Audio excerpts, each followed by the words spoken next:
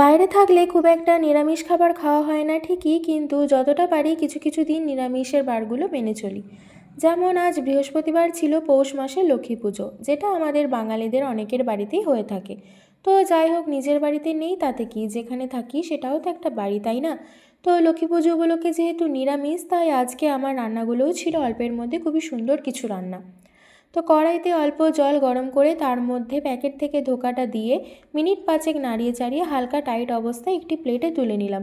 প্লেটটিতে আমি অল্প করে ঘি লাগিয়ে নিয়েছিলাম যাতে এটি চিটে না হয়ে যায়। সাদা তেল দিলেও হবে।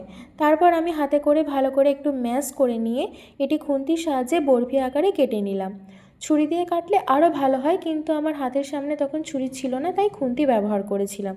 এরপর কড়াইতে সাদা তেল দিয়ে বেশ ভালো করে গরম করে পিস করে রাখা ধোঁকাগুলো ভালো করে লালচে করে ভেজে নিলাম। এরপর ওই তেলের মধ্যেই কালো জিরে এবং শুকনো লঙ্কা ফোড়ন দিয়ে তার মধ্যে কেটে রাখা আলু, টমেটো, কাঁচা লঙ্কা এবং মটরশুঁটিগুলো দিয়ে কিছুক্ষণ ভাজতে ভাজতে তার মধ্যেই দিয়ে দিলাম 2 চামচ হলুদ গুঁড়ো, জিরে গুঁড়ো, ধনে গুঁড়ো এবং অল্প একটু গোটা গরম মশলা।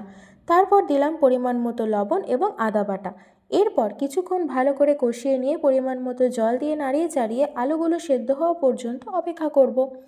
ব্যাস, তারপর 10 মিনিট পর ঢাকা খুলে ভেজে রাখা ধোকাগুলো দিয়ে অল্প জল দিয়ে তাতে ঘি আর গরম মশলা দিয়ে নামিয়ে নিলাম।